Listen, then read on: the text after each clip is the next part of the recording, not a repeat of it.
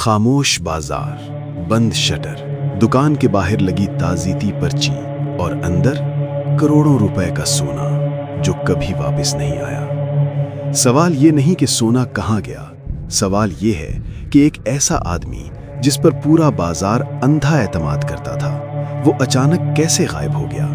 یہ کہانی ہے اعتماد، منصوبہ بندی اور ایک ایسے فراڈ کی جس نے ایشیا کی سب سے بڑی گولڈ مارکیٹ کو ہلا کر رکھ دیا۔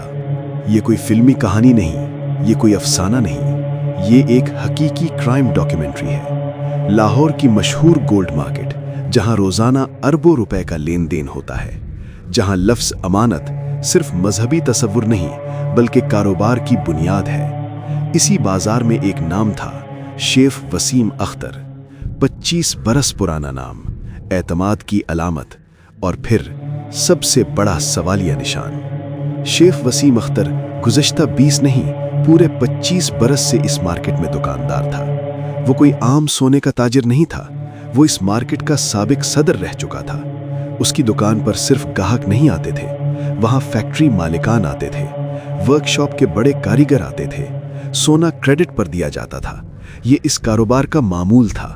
لوگ سونا امانت رکھواتے تھے، کاروباری لین دین کے لیے، سرمایہ کاری کے لیے، صرف لاہور سے نہیں، سرگودھا سے، کراچی سے، کیونکہ وسیم اختر پر اعتبار تھا، اس کے چہرے پر سنجیدگی تھی، باتوں میں ٹھہراؤ تھا اور ماضی میں کوئی داغ نہیں تھا۔ وسیم اختر نے ایک مکمل بیانیہ بنا رکھا تھا۔ وہ اکثر کہا کرتا تھا، 4 سال بعد میں یہ کاروبار چھوڑ دوں گا، بچے ملیشیا کی یونیورسٹیوں میں داخل ہو چکے ہیں، میں بھی باہر منتقل ہو جاؤں گا۔ یہ بات سادہ لگتی تھی، قابل یقین تھی اور کسی کو شک نہیں ہوا۔ حقیقت میں یہی بات اعتماد کو مزید مضبوط کرنے کا ذریعہ تھی۔ لوگ کہتے تھے، یہ آدمی اب جانے والا ہے، پھر بھی دھوکا کیوں دے گا؟ کسی کو اندازہ نہیں تھا کہ یہ جملے اصل میں ایک طویل منصوبہ بندی کا حصہ تھے۔ تحقیقات سے بعد میں یہ بات سامنے آئی کہ یہ سب ایک دن میں نہیں ہوا۔ سب سے پہلے ایک بیٹا بیرون ملک بھیجا گیا، پھر ایک بیٹی، خاموشی سے، بغیر کسی شور کے۔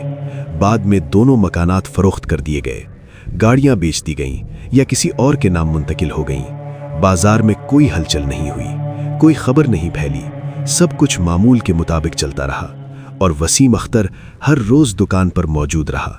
چند دن قبل اچانک ایک خبر سامنے آئی کہ اس کی بھابھی کراچی میں انتقال کر گئی ہیں۔ دکان کے باہر تعزیتی نوٹس لگا دیا گیا، shutter been.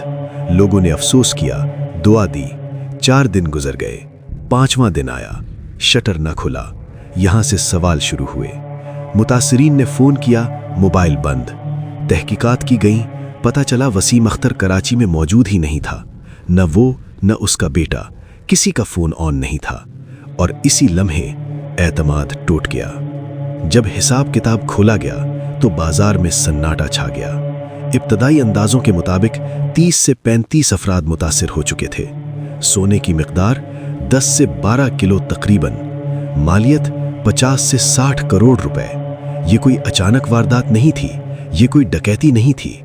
This case represents a clear breach of trust, a serious violation that undermines the very foundation of our system. نے اپنی مرضی سے سونا اور رقم وسیم اختر کے پاس رکھی تھی۔ اب تک 2 FIR درج ہو چکی ہیں، مزید درخواستیں آ رہی ہیں۔ پولیس کا کہنا ہے کہ ملزم کی گرفتاری کے لیے ہر ممکن اقدام کیا جا رہا ہے۔ جیسے جیسے مزید متاثرین سامنے آئیں گے، کیس کی مکمل تصویر واضح ہوگی۔ یہ واقعہ ایشیا کی سب سے بڑی گولڈ مارکیٹ کی تاریخ کے بڑے فراڈز میں شمار کیا جا رہا ہے۔ یہ کہانی صرف سونے کی نہیں، یہ کہانی صرف پیسے کی نہیں، یہ کہانی ہے اندھے اعتماد کی اور طویل منصوبہ بندی کی۔